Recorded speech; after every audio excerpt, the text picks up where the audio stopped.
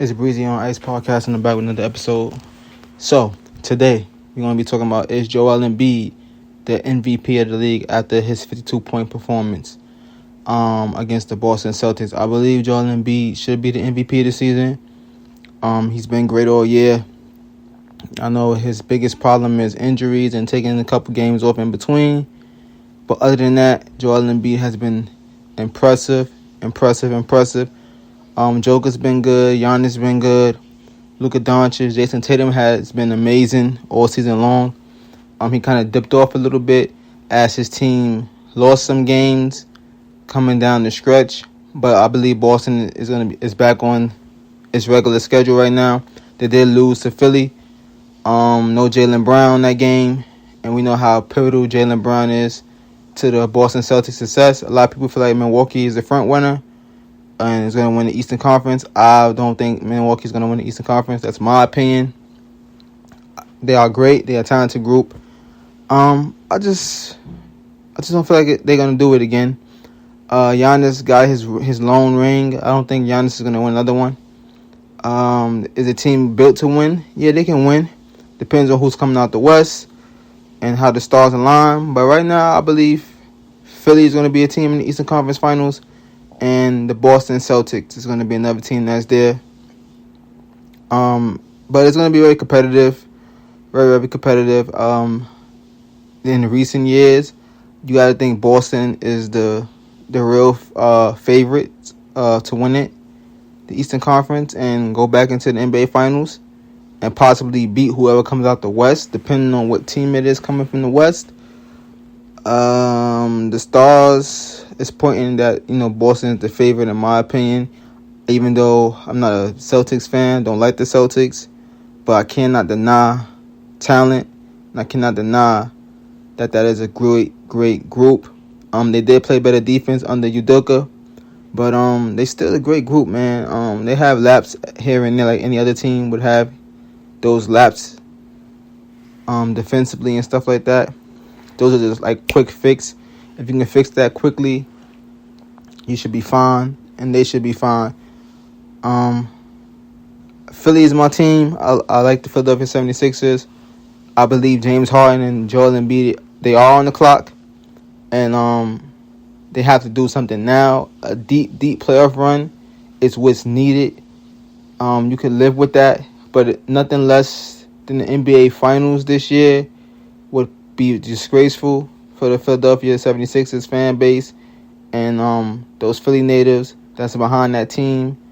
And plus, James Harden is, we got to see if we can get James Harden to stay in Philly longer, or will he leave Philly at the end of the season. So a lot of things is riding on a lot of things here. Maxey has been great, and he's only going to get better. The PJ Tucker, man, has been quiet for a guy who's making $30+ million. He's been really quiet. I know he hit some key shots for Philly in that one against the Celtics, but PJ Tucker has been very quiet, man. I know he's a 3-and-D guy, but PJ's been quiet this season, man. Normally he gets you, a little 16 points here sometimes, a little 10 here, whatever. He's been ultra quiet to me. I don't know, maybe I've been missing out on a lot of the games or whatnot. I don't know if that's the case, but PJ Tucker has been quiet. He's usually a guy that's really an instrumental piece as a role player that does all the small things, that does all the little things right, and can get you key baskets when you need it, get you key possessions, plays defense. He won't cheat you. It seems like he's been out of the loop a little bit. Maybe it's just me, but Maxey has been good. Before injury and came back, Maxey's been good. Gonna need more production from James Harden. James Harden looks like he's on the decline. I would definitely admit that the James Harden from the Houston Rockets is of the old news. Yeah, he's just not that guy anymore. That he was in Houston. I hate to say it because I do believe Philly does need that James Harden. not necessarily to be dominant all the time, but to come up big and be dominant in key situations and not be a shell of himself. But maybe it's with age coming. Maybe he's slowing down a bit. James Harden's 32, 33 years old now, so he's heading toward the back end of his career, which has been a great career for him. Made a lot of money.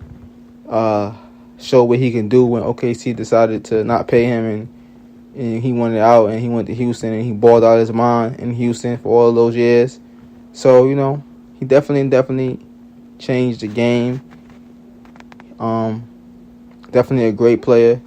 But if we can get just a little bit of that James Harden to help out Joel Embiid on this playoff run coming up, that would be beautiful.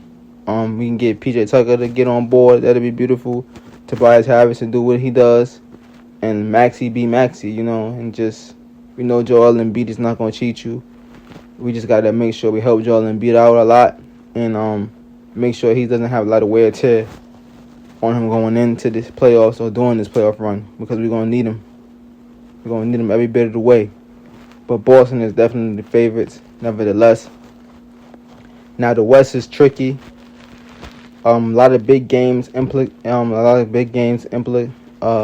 man, I can't even get the word out. A lot of implications on these games that's going on tonight for the Western Conference. Because the whole dynamic could shift in the blink of an eye. Those who needs to get their wins. I believe Denver already locked up the number 1 seed, so that's the end of that. Just like Milwaukee clinched the number 1 seed in that division, Boston will be 2, and so on and so forth. Just waiting to see if Phoenix clinches the 4th seed tonight with a win. They clinch the 4th seed. Who's going to be 5th, 6th, 7th is all up for debate. Is all the toss up right now. Braun and them is trying not to be in that play-in tournament. I know the Warriors is trying not to be in that play-in tournament. So, teams are trying to lock up that 6th spot to stay out of that play-in tournament, which is to be pivotal because that play-in tournament can get tricky. Dallas is trying to get into the play-in tournament. They're 1 game out, and Kyrie Irving was spectacular last night in the 4th quarter, particularly 19 points in the 4th. Kyrie has been nothing but amazing in Dallas, and a lot of people feel like Luka isn't happy with the way Kyrie is playing in the 4th quarters, but Kyrie has been the better player in the 4th quarter. I mean, simple as that. Kyrie is a closer. Luka is a closer. I think that it can work with balance. And the thing is, yes, it's Dallas. The Dallas Mavericks is Luka Doncic's team. Kyrie Irving is his Robin, if you want to say it, or Batman 2.0. However you want to put it. That's what Kyrie is to do. But is it said to say that Kyrie's a better closer in Dallas than Luka? You can say slightly that Kyrie is. I know Luka carried the Dallas Mavericks to the Western Conference Finals last year, and they lost to the Warriors. So you can't knock what he has done. But he did that with a more complimentary player in Jalen Brunson. He was able to beat Luka Doncic and go to Jalen and say, "Give me a basket," and Jalen, but I got you. Kyrie is a different kind of dog. Kyrie's a guy that knows what it takes to win. He hit a big shot on the biggest stage ever, and helping the Cavaliers win that championship ring with LeBron James.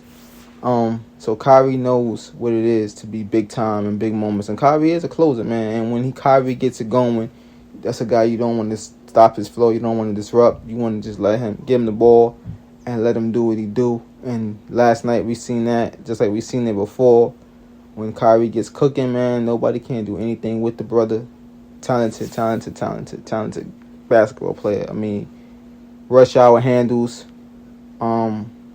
Can finish at the basket with the best of them. Maybe the best small guard finisher around the basket.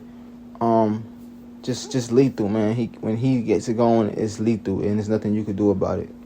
You could be in New Jersey. If he's in Fuego, he's in Fuego. And it's beautiful to see. But yeah, a lot of implications tonight. Definitely gonna be watching out and see what happens. see how it play out. It's Breezy on Ice Podcast. Like, comment, subscribe. And as always, peace and love. I'm going to try to drop another one tonight. If not, I will definitely be back tomorrow trying to stay consistent with the shits. It's all love. I'm out.